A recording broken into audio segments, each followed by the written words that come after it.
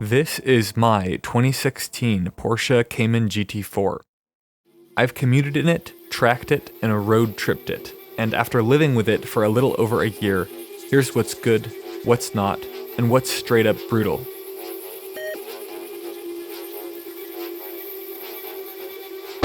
Spoiler alert, it's not comfortable, it's not practical, it's not cheap to own, and yet, it's still one of the best sports cars ever made.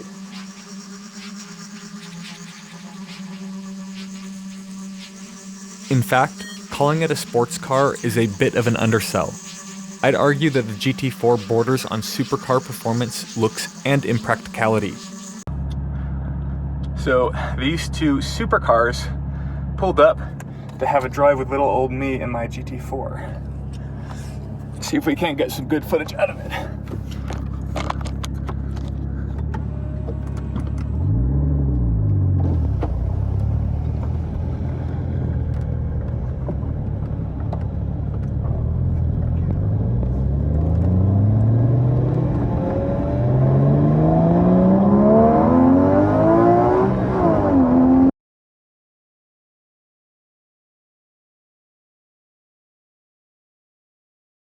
Every time I get in this car, it feels like a special event. As you enter the sparse, driver-focused interior and start the engine, the bark of the cold 3.8-liter flat six coming to life immediately lets you know that you're about to embark on not just a trip, but a sensory journey. As you warm up the car and row through the gears, you feel a sensation of bolt-action rifle precision in the transmission.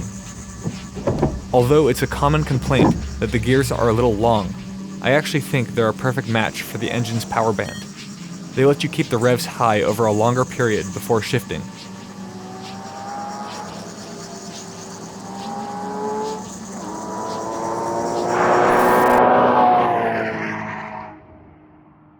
The suspension and handling are also incredibly direct.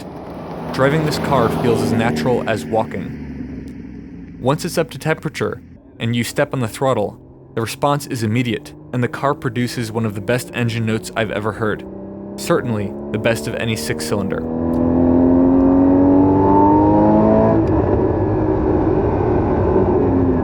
Although the more recent 982 generation GT4, released in 2020, may be faster and offer more amenities like Apple CarPlay, this 981 from 2016 is the car I'd rather have, thanks to the unbelievably sonorous mechanical orchestra from the engine bay.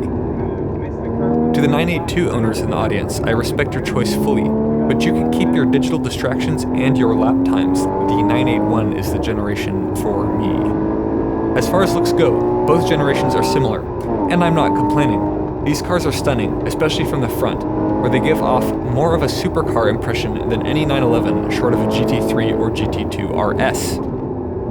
I've lowered my GT4 to the European ride height in the front, keeping the rear stock.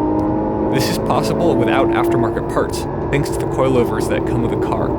I've also maximized the camber on the stock suspension, which improves both aesthetics and performance. One of the advantages of the GT4 platform is that it comes with several adjustable components from the factory. These include coilovers, wing angle, air dam under the splitter, and adjustable anti-roll bars front and rear. GT series Porsches are some of the very few vehicles that come track-ready out of the box. By that, I don't mean you just turn the key and go. I mean that you can adjust the settings to your preference and to the specific track in question. They also include the standard performance controls that you would expect from a modern sports car, for example, traction control settings, sports mode, and an adjustable exhaust valve. With global production of the 981 GT4 limited to around 2,500 units between 2015 and 2016, it's also incredibly rare, rarer even than the 2016 GT3 RS. While rare doesn't always mean better, Porsche is ending production of gasoline-powered Caymans this year, so I believe demand for this kind of pure analog experience is only going to rise. And despite the hardcore nature of the GT4, it has surprising trunk space both front and rear. You can road trip to the track with a passenger and still pack 2 suitcases and a few smaller bags.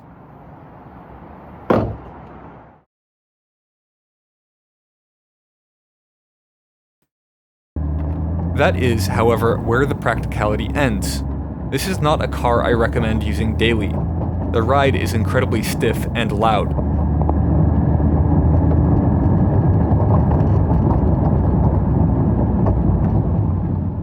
The carbon fiber bucket seats are both hard and rigidly fixed in pitch. You can't recline or relax at all. The manual says the car is designed for both comfort and performance, and that when the two conflict, performance takes priority. Unfortunately, those two things conflict in almost every design choice. What you get is a race car with a license plate, and to be clear, I don't consider that a downside, just something you need to understand. There is a more comfortable factory seat option, but I wouldn't recommend it. The carbon buckets offer better bolstering and weight savings, which actually make the car more comfortable during aggressive cornering. I've driven this car from Los Angeles to Laguna Seca in Northern California. The only enjoyable parts of that drive were the twisty roads and the racetrack.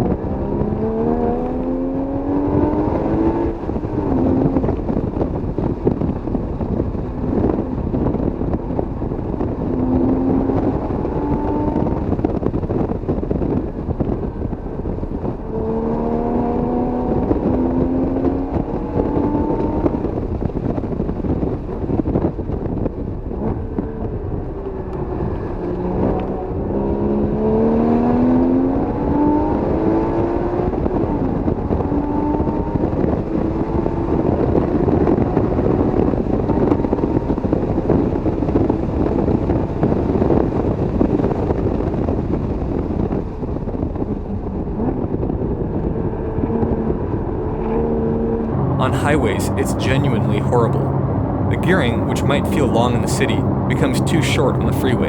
You're cruising at 3,000 RPM in 6th gear with no overdrive to ease the motor or your ears, which are already being assaulted by terrible road noise as your spine gets pulverized by the vibrations.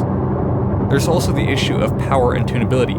While 385 crank horsepower sounds generous, it comes mostly at high RPMs. The car doesn't feel stout, low down, and straight-line performance is unimpressive compared to cheaper BMWs.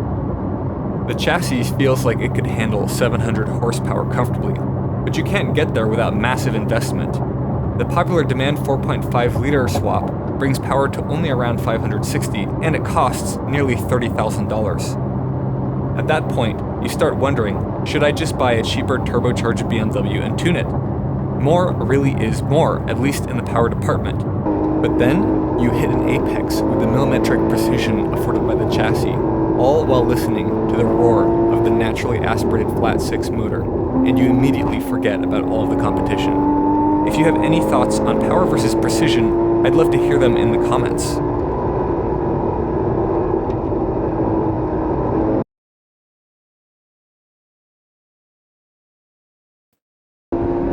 What is genuinely brutal is the cost of maintaining this car when you use it the way it's meant to be used, on track. Hard driving means constant wear on brake pads, rotors, fluid, tires, and oil. And with Porsche, everything is more expensive. Shops see the badge and see dollar signs. Personally, I do the work myself when I can, but even parts prices are absurd. OEM brake pads are about twice the cost of those for an M3 of the same year, and rotors are no better. The tires are staggered, which means you can't rotate them to extend their life. And maintenance access? It's awful. The oil filter is buried deep inside the chassis, only accessible from below with a ratchet extension. Every oil change turns into a painful mess. I've also had the brake discs rub on the tires and destroy them, a common issue for anyone who adjusts ride height or alignment. It's nothing a pair of tin snips can't fix, but still, for a car built to be adjusted, it's a frustrating and expensive oversight. For spending so much time, money, and effort keeping this car at its peak, you'd think I'd be tempted to sell it and get something cheaper with more power. But I never will. For one, this car has deep sentimental value for me, for reasons too personal to go into here. This car is special, but even on its own merit, the 981 GT4 still stands. For sound, looks, and raw driving pleasure, there just isn't anything that comes close at this price point. The Ferrari 360 might be a strong contender, but that's even more expensive and annoying to own and maintain.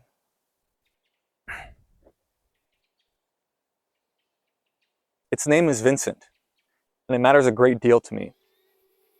If you got a GT4, then you'll know what I mean. So if you have one or you're thinking of getting one, maybe you just plain love them, go ahead and let me know what you think in the comments. And if you're interested in seeing how this stacks up against my daily, which is a BMW 540i, go ahead and hit subscribe because that video is coming up next.